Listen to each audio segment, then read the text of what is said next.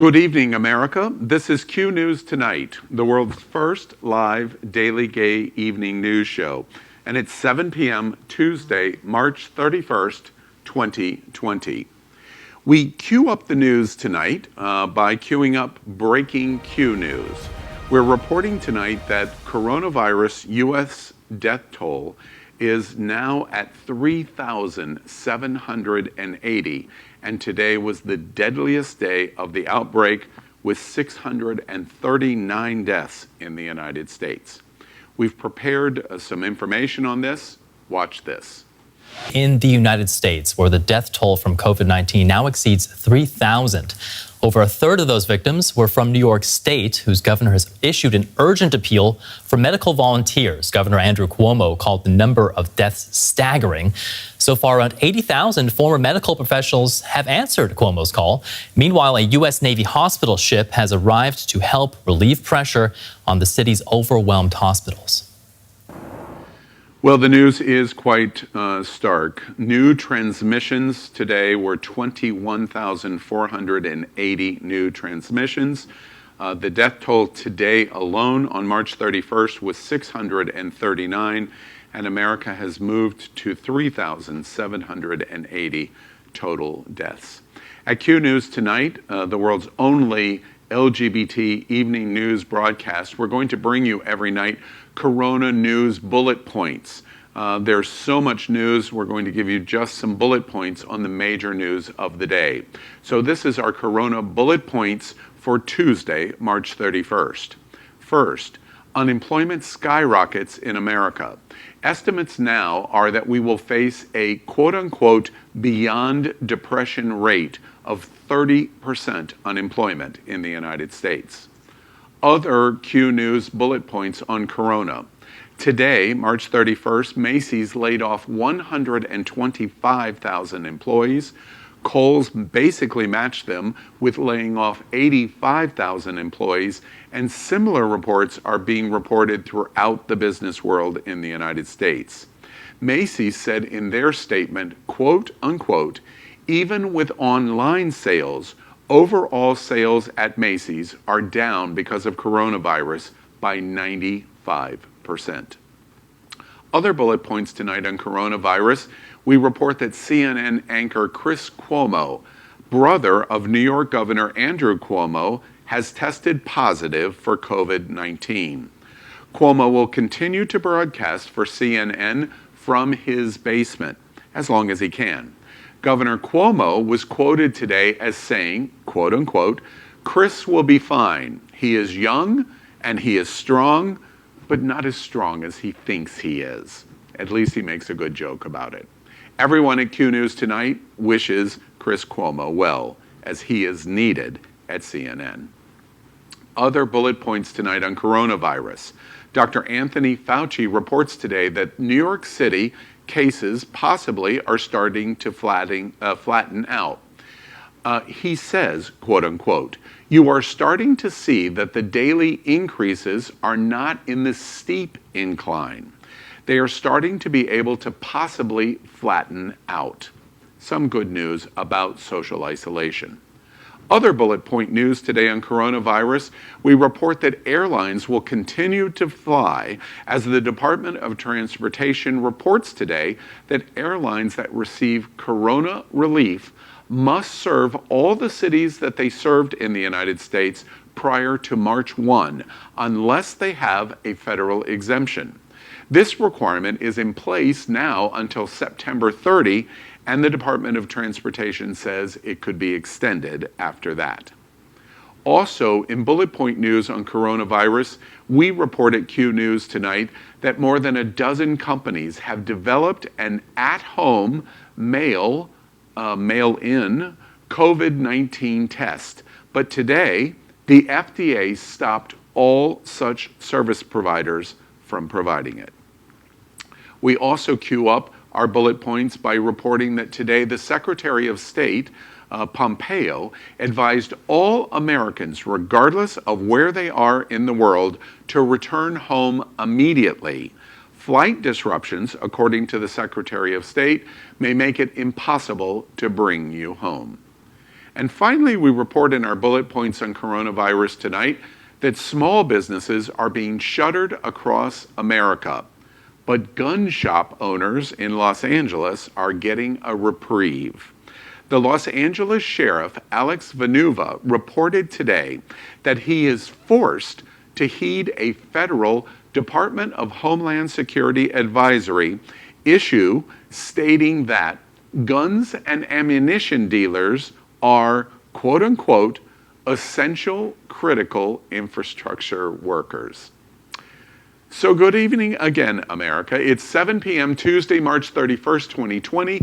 It's time to queer up the news. And we are literally out of the closet and into the headlines. So many of your stories next on Q News Tonight.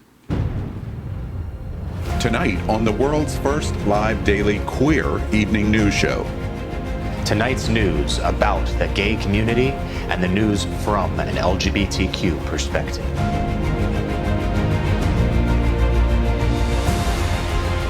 Are our gay stories important to you? In headlines, politics, entertainment, gay culture, travel, religion, and more. Reported by respected anchors. Out of the closet and into the headlines on Q News Tonight. Welcome to Q News Tonight. We are live and unscripted, so anything can happen. Tonight we bring you the news of and a perspective from the LGBT community. I'm your anchor, Al Ferguson.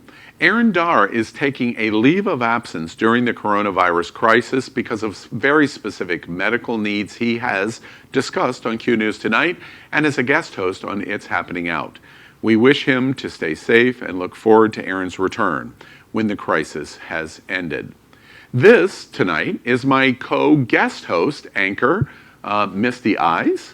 Good evening. Hi. And anchor Napoleon Plays. Hi, everybody. Good to see you. Let's cue up the news.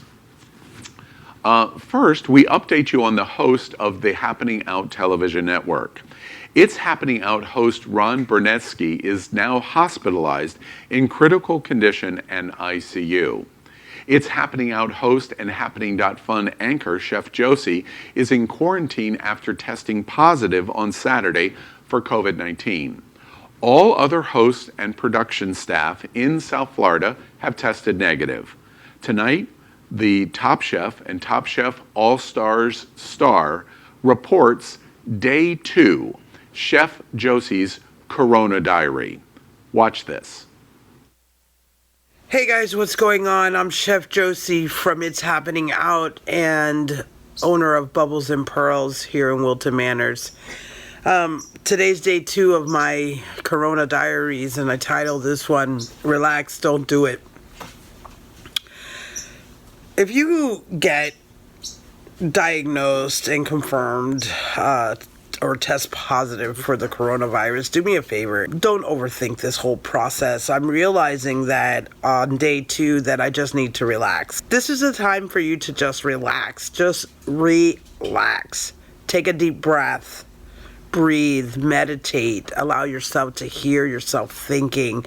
I made 2 soups for myself yesterday, and feed yourself just really good food, lots of nutrients, anything with nutrients in it, just double it up. Stay positive. I'm overwhelmed, honestly, by the outpouring of support. I started to develop a little bit of a cough and a scratchy throat yesterday. But I know that my body is my best defense, and I know that my body's immune system is the front line, and I need to take care of my body, and I need to take care of my mind, and I need to allow myself to rest. And resting is a mind, body, spirit approach. If you have the coronavirus, just monitor. You have to monitor your symptoms. You have to monitor your symptoms because it can change from moment to moment. I hope that by sharing my experience, it will inspire you guys to stay home and take care of yourselves. Stay tuned as I monitor my symptoms and continue to share on my Corona diaries. Well, Ron can't hear us, but his husband can, and we're praying for Ron. And Josie can hear us, and we're praying for Josie and Marcy and her mother. Any thoughts about what you're seeing on day 2 of Chef Josie's Corona diary? Josie, I know I speak for more than just myself when I say we love you, not just here on set, but across America, across the world. This is something that is going to be impacting every single person on this planet. And whether or not you catch it, you will know people, you will be impacted by this. You will be impacted by this virus. And you make it real for us here. You make it real for so many people. I look forward to seeing your strength every day because I know that you will be strong and you will be a great voice for so many people.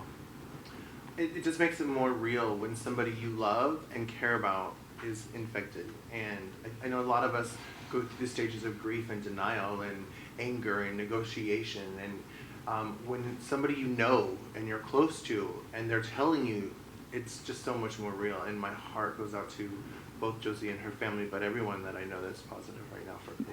Yeah, and my reaction is I'm looking forward. This is a terrible, terrible conclusion, but I'm looking forward to anchoring myself in my isolation to Josie every single day. So I'm really looking forward to Chef Josie's Corona diary and her telling us what's on her mind every day. I'm really looking forward to it. And all the best to you, Josie. We cue up the USA tonight by talking about Trump admitting that Republicans would never win if vote access was dramatically expanded. We've prepared a package on this. It's very interesting. Watch this. Can we stop the next one? It's just the common facts. I mean, they have a majority in the House, and therefore you need their vote, and they want to get certain things. I will tell you this. If you look at before and after, the things they had in there were crazy. They had things, levels of voting that if you ever agreed to it, you'd never have a Republican elected in this country again. They had things in there about, election days and what you do and all sorts of clawbacks. And they had things that were just totally crazy. Last night, Donald Trump told a national television audience that it was a good thing that the Democratic proposal for increased voting protections and ballot access were left off last week's coronavirus relief package. Donald feels the Republican Party would never, ever win again if voting in the United States was made easier, or if we allowed more citizens to vote in our elections. Do you think this is true, or do you think this is a scare tactic? I'm torn. I think he's really afraid that the people with a criminal record or has ever been arrested can vote, and he's afraid they will vote Democrat. What are your guys' thoughts? Of course this is true. There's a reason that so many people have a problem with gerrymandering or the fact that prisons are put in generally Republican locations so that way they can have more constituents that they represent without having actual people that they have to represent in their eyes. I think one of the interesting things here is that it's even a question that this is the case because of course this is. There have been problems that have shown this to be true over however many years. This is not news at this point. It's just another example and another story in the Trump era of lack of democracy. I think you hit a bullseye there, and I want to echo this story that we report on tonight is so critically important to America, but very critically important to the LGBTQ community of America. We're broadcasting from Wilton Manors, Fort Lauderdale, Florida. In Florida, there was a ballot initiative on the ballot to allow and restore voting rights to prisoners in the state of Florida. The estimate numbers are gigantic in terms of the number of potential voting restoration that this would take place. It overwhelmingly passed in Florida, and it is an example of what the Republicans think in terms of trying to minimize the vote. There has been a fight by the governor and the Republican Party every step of the way to prevent the overwhelming voter initiative in Florida to allow former prisoners, former people that were in prison, the restoration of their voting rights. And this story is a big story because it allows us all to hear on the inner circle what they're doing and why they're doing it. They don't want people to vote because if they voted in majority, they would not be elected. And that is what Donald Trump has told us now in this interview. We continue to cue up the USA Tonight by reporting that the Idaho governor has signed 2 new bills that discriminate against the transgender community. Misty, tell us about what is going on here in Idaho. Well, first, let me start by saying today, March 31st, is International Transgender Day of Visibility. Today should be a day of transgender celebration, as millions of transgender people are coming out, sharing their stories, and celebrating their true identities. However, on this amazing day, I am the bearer of bad news. The Idaho governor, Brad Little, has signed 2 bills that effectively attempt to push trans people back into the shadows and back into their closets. This bill has signed last night's banning transgender athletes, specifically trans females, from competing on sports teams and in athletic events designated for a gender that does not match their original assigned sex at birth, thus prohibiting trans females from competing in any same-sex sports event from high school to college or even university. And to be completely honest with you, I am truly disgusted by this. While our country is facing a true health crisis, this governor has forced an attack on transgender student athletes. What are your guys' thoughts? I think you have to be a pretty weak person to suggest that you want to limit the competition to make sure that you're the best. If you really wanted to be the best, then you would be able to compete against anybody and you'd be able to do it fairly. And I know that there's a lot of thoughts as to what that means. We've been tracking this story for a while and others like this, but I think that the level of fairness is something that people just take for granted because they feel personally attacked or feel like they don't have a chance anymore when they're just not the best and they don't want to admit it. Again, back to denial. Mm-hmm. I agree with that observation and also wish to say that we tell this story about what's going on in Idaho and this governor's attempt and draw direct light on International Transgender Day of Visibility. This is why you need a day like today. We continue to talk about it at Q News tonight, that transgendered in our community are under attack all over America. Iowa's leading the way in terms of bills that are anti-trans and transgender, and this is just another example of it. And we continue to put in front of you, LGBT America, that we have a long way to go. And unless everyone in our community, our LGBTQ community is accepted, we're not accepted, and that's the issue that we face. I threw Misty for a little loop in reporting on that Idaho story, and we're going back to a story that we also want to bring in, queuing up the USA Tonight, talking about Twinks for Trump. And the Twinks for Trump, which is a hilarious name to me, founder had a potluck to spread intentionally the coronavirus. Napoleon, tell us who's involved in this. I already pretty much know. And what's behind this story? Yes, this was led by Lucian Wintridge, who is a self-described twink. He's 31, and he has had a long series of fame, and by being the poor man's Milo Yiannopoulos, who was the former editor of Breitbart and is a self-described gay troll. He started, Lucian, the founder of Twinks for Trump, started with Milo and then has found jobs as the silly question person, the person that would throw random questions into different servers as Gateway Pundit's reporter and get more money as he threw these things out. Now, he threw a party recently, which was a coronavirus party. He says it was inspired, as was seen on the invitation, by chickenpox parties in the 90s, where he told people to bring a dish and not wash their hands. He stated that they wanted to build immunity, and he is, of course, not a doctor himself. He has no idea that people would not develop severe cases, and he said that he wanted to do this not for the vulnerable, but really there's no way to determine who's vulnerable in this virus or who you would spread it toward in this. And the most compelling of this is that one of the people that was involved with this stated, when Britain was being bombed by Nazi Germany during the Blitz, they kept the fucking stores open. So they're concerned only about the economy and about how this flu, as they say, is completely handing over their civil liberties, not caring at all about the individuals at hand, or even their own friends, apparently. I'm wondering, would you guys go to a Corona party? I wouldn't. Of You course, continue. of course. You, Of course. I had so many of my friends say to me today about your comment of the parties that you were invited to over the weekend.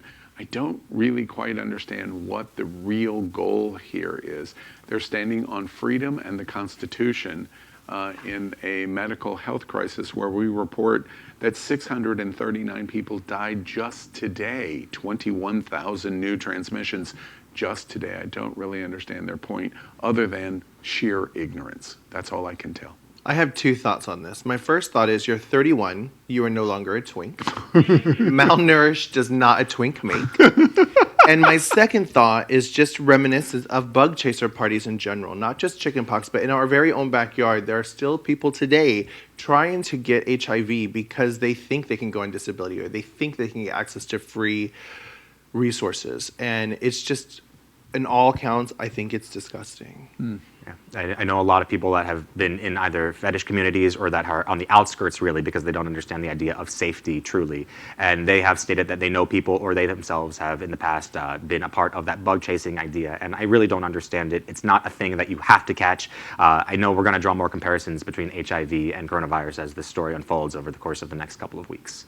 But we want to make sure that you guys are paying attention to what's going on in our LGBT community. And we want to ask you, are LGBT voices important to you? Can the news of the world have a gay community perspective? If you, like us, think the answer is a resounding yes, then like and subscribe to Q News Tonight on YouTube and Facebook. Do our gay cultural stories impact you, your friends, and your family? Start a watch party. Get your circle involved in our conversation as it supports the entire gay community. We continue to queuing up business tonight by reporting that Amazon has fired the warehouse employee who led the warehouse walkout over the weekend in Staten Island.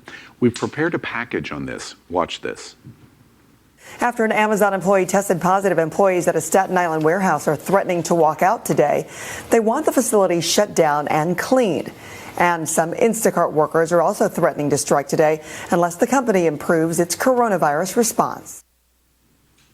The person that was fired here at hand is Chris Smalls, who organized this protest. Now, Amazon's report was that he was quarantined because he tested positive or was near somebody that was reported for the coronavirus. Now, the real question here is how relevant that's relevant here is how legal is this? Amazon fired somebody that was organizing a protest where only 12 or so people ended up walking out because he first wanted Amazon to deep clean the location in Staten Island. He wanted them to sanitize it. He wanted the people that he worked with to be safe. And their response in terms of him showing up and organizing a protest was that he showed up when he shouldn't have, and then he was fired. And it's easy to see that maybe that makes sense on the surface, but there is an investigation that was just launched by New York City Mayor Bill de Blasio into this entire process because there's obviously a lot to report on. Amazon is one of the biggest employers in our entire country. Obviously, Jeff Bezos, the founder, is the richest man on earth. And coming into this week where we have not stimulus packages that have been out, where so many people are losing their jobs and where so many bills are due by tomorrow being April 1st, we're facing a week in the economy that no one has possibly ever seen before at record lows. And we have to ask ourselves, not only how legal is this, but what role does Amazon really play in all of this that's going on? Well, I'm a little shocked, and this is a disturbing story for me to follow because I'm torn. Amazon is critically important to the United States and critically important to America in this particular moment of our history. We reported on Macy's laying off 125,000 employees today. Amazon is hiring 100,000 employees. And the reason why they're hiring 100,000 employees is they are so critically important in our distribution system while we are sheltering and in social isolation. So we are torn here in terms of how we're going to respond in terms of civil and human and liberty rights, constitutional rights, with actual emergency medical needs that Amazon is going to deliver. And I'm torn in terms of not really being able to understand which is more important at the moment. I'm also torn. I am also torn because I truly see both sides. I understand the fear and the panic and the how dare you ask me to go to work. But also being quarantined, it's you're not leaving your house, and it's so much easier, and you become reliable. I get excited when I see the Amazon truck in the parking lot, and I'm like, yes, maybe that's my whatever I ordered, mask or gloves or whatever. Like, they're a lifeline to people in this pandemic, and yet thinking of employees frustrated because they're being forced to work. I'm torn as well. I have to mention Q News Tonight and the Happening Out television network. We are following all of the recommendation protocols of our broadcast. We're in mask until the last moment where our hosts are participating. You've seen this similar kind of thing this morning on the Today Show. They've returned to that process. We are socially isolated in the distance that is required. All production is away from us in the exact same situation. We have our hand sanitizer, and we're following all of the protocols that we should require to be able to continue to bring you the news from the Happening Out television network. And just to clarify, just one point, no worker is being forced to work at Amazon. They do have the right to not work. They just have to accept that without pay.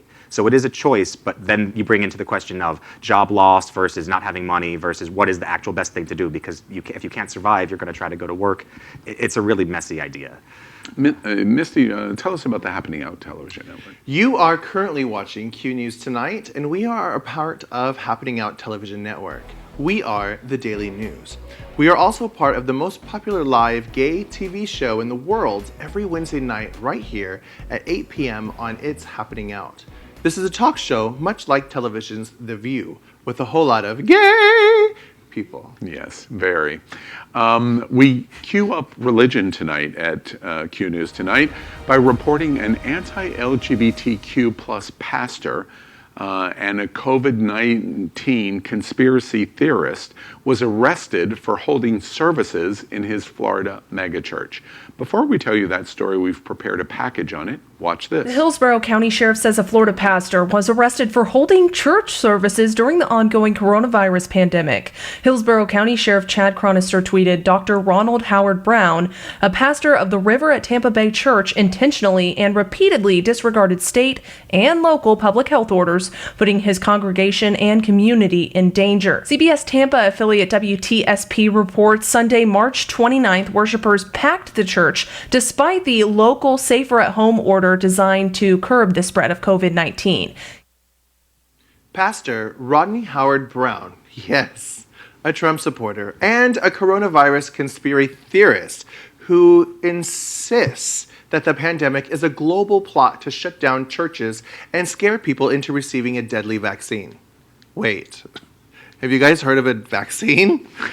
Pastor Rodney Howard Brown has refused to suspend his church services at the church Revival Ministries International in Tampa Bay, Florida, claiming that this church is the most sterile building in America. No, wait.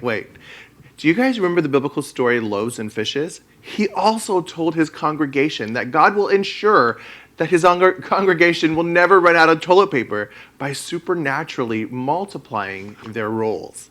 This pastor was arrested yesterday, and he was released on the very same day with only a $500 bail. I think that's kind of low. Do you think that was enough? I'm shocked by this.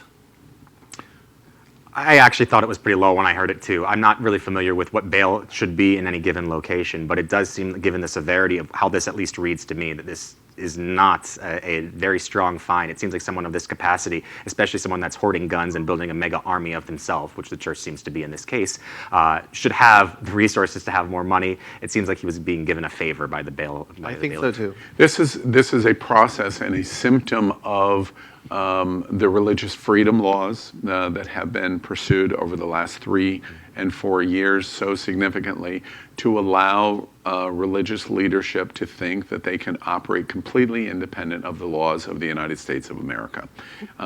There were laws in place in Tampa and in Florida and in the United States, and this pastor violated all of them. And he thought he was more important and bigger than the law. My observation, by the way, is not anti-religion. I want to constantly and continually point out that the Happening Out television network is specifically and significantly helping the largest LGBT church in the world. based here in South Florida called the Sunshine Cathedral. They are in the exact same situation as this megachurch was over the weekend in Tampa. However, their approach is they minimize the number of people that come to live services, their two services, and they have significantly increased their online broadcasting of the Sunday service to bring LGBT religious service to America and the entire world. And Happening Out television network is significantly participating in helping make this opportunity available. We encourage you to watch it. It is an outstanding religious experience every Sunday at 10:30 a.m. It's the Sunshine Cathedral and their Sunday celebration service. So we encourage you to tune in.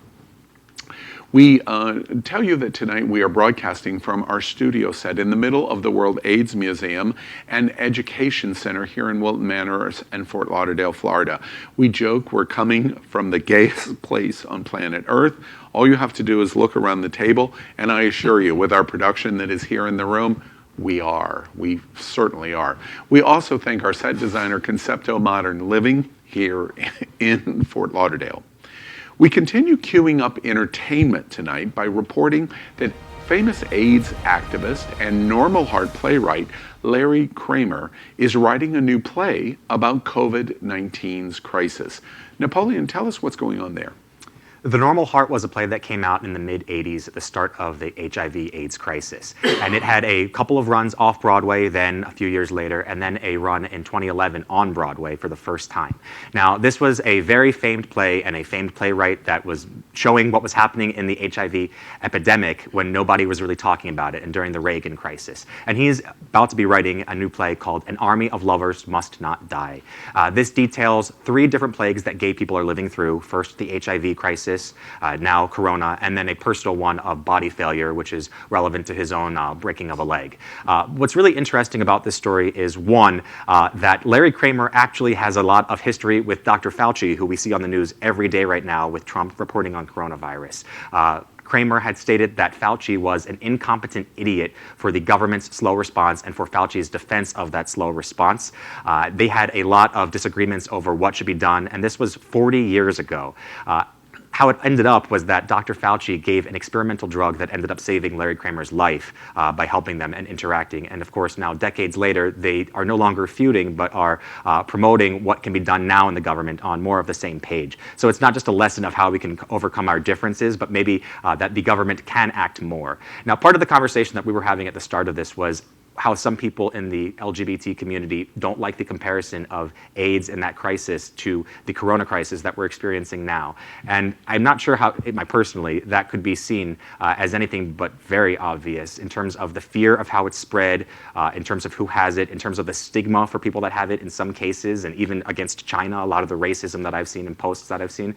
What are your guys' thoughts on that as it relates to the comparison? I continue to be criticized in social media because I draw the comparisons between the AIDS crisis of the 80s and what we're watching in 2020 on coronavirus. I think that there are very significant similarities. The shaming, the discrimination against the Chinese, and the Kung Fu virus, and the Ching Chang virus, and the Chinese virus, and the various things. You could insert gay in the exact same reference. So I do see lots of comparisons and the same kind of fear issues going on and the overreaction to the fear. There should be social isolation, but we should calmly respond to the crisis, which we did not do in the 80s on AIDS, and we are not currently doing in coronavirus. So I see lots of similarities. And when I make this point, I am generally shouted down. I think this is a beautiful story. I think it's a beautiful story for 2 reasons. The first reason is, yes, I'm also comparing it to the AIDS epidemic. I was old enough to remember when the AIDS epidemic first happened, and I, at 13 years old, watched somebody. By the way. I'm barely old enough. I was 13 when I saw my first HIV positive person wither away to a skeleton, and I will never forget that. And I think that has put into my brain at a very young age, safe sex, safe sex, safe sex. And for that, I am thankful. I also think this is beautiful because it is showing the true human nature that we are a resilient people and we can overcome not 1, not 2, but 3 different epidemics to our communities. Well, we are certainly excited to see the play written about COVID-19 from Larry Kramer and the crisis that we're all going through. Next and finishing tonight, Q News tonight, we have what we call the Big Finish. There are many stories today we only want to mention briefly. Let's see if Misty and Napoleon and I can entertain each other, because that's the most important thing that's getting ready to happen. And we're going to have a lightning round on the LGBT news of the day and news with an LGBT perspective. So here we go. Q News tonight, the Big Finish. Our first story. Republicans are still trying to kill Obamacare in the midst of the coronavirus pandemic. You know, I hear about Republicans and killing, and of course I straightly go to abortion. And I challenge all of you Democrats out there to ask your pregnant Republican friends, are they asking for $500 for their unborn child, or are they willing to admit that it's not born yet and it's not a child? Ooh. That's an interesting point. I'm trying to think of a way to be interesting and funny and beautiful about this, and I think it's appalling. I think Obamacare is very, very important. I'm the director of transgender services at SunServe, and I have hundreds of clients that are on Obamacare because they can't afford insurance. The trans community is very unemployed and underemployed, and that's their only outlet for health care. And now they're trying to take it away when people need it the most. Appalling. Trump and Republicans have tried to repeal Obamacare 70 times since it was passed on March 23rd, 2010. 70 times. They remind me of that teenage boy who tries to get a girl over and over. Crafting legislation is just not a Republican thing, apparently. Calling in to talk radio and screaming about Mexicans? Oh, yes. Posting Photoshops of Hillary with devil horns? Oh, yes. Secret gay sex on highway rest stops? Oh, yes. Amazing. But 10 years, and this is all the Republicans and Trump have lived to do, is to repeal and replace Obamacare. It's all they've talked about. It's all they voted on. And now they've botched the greatest health crisis of our lifetime at 10 times the cost of America, to America, of Obamacare. As I said, it's a group of teenage boys. It's like the girl of your dreams finally saying, okay, take me to bed. And then you get her there, and you can't get an erection. That's the Republicans. A firefighter has hung up on Angela Merkel, the German prime minister, when she tried to thank him for his efforts because he thought it was a prank. All I can think of are the dozens of people I know in Berlin trying to get that same number to call all of those firefighters who are apparently hung up and hung. You know, that's funny because we're common people, and if a national celebrity or a leader in our government, for example, if Donald Trump called me, I would also hang up. I first read this story this morning as, quote unquote, a hung firefighter, and I stopped paying attention after that. I don't even know what the story is about. Donald Trump Jr. compared his dad to Tiger King's Joe Exotic, a criminal, gay, redneck animal breeder. Who would have known that Donald Trump Jr. was actually a prophet all this time? And here we've just been ignoring him all this time. No wonder that Donald Trump wanted to put kids in cages, because this is his. Wow. I don't know. Sorry, that was a laugh. I don't know if he was being sardonic or if he was actually knowing of how accurate he was being. I mean, come on. Real life. I think I can answer that question. Donald Trump wishes he was as popular in America as Tiger King is right now. On Netflix. But Trump is a criminal and kind of white trash redneck and has bred lots of animals, mostly for money. Our next story, Jerry Falwell Jr. reopened Liberty University this week and now has a dozen students sick.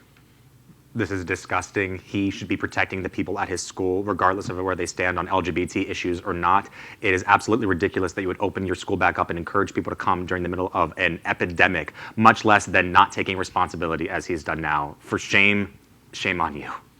As a good Christian woman, I'm appalled by this as well. I don't know why you are laughing. That is so true. I believe you're a good Christian woman. It shocks me how many of these pastors and religious people are out there saying, oh, we're fine. We're fine. Donald Trump said it's a phase and it's not real and it's just a China thing and we're going to be fine. I mean, this is what? The fourth minister we've seen in the last couple of days of doing this. And the second reason why I'm shocked and appalled is I almost went to Liberty. I almost went there. I had a full ride scholarship on a music ministry in 1994, God. but I chose Oral Roberts instead. Oh, Sounds like you made the right choice. Clearly, they're not taking care of their students. Oral Roberts is the right choice over Liberty. My goodness. I have to tell you, evangelical ministers, you haven't had a really good month.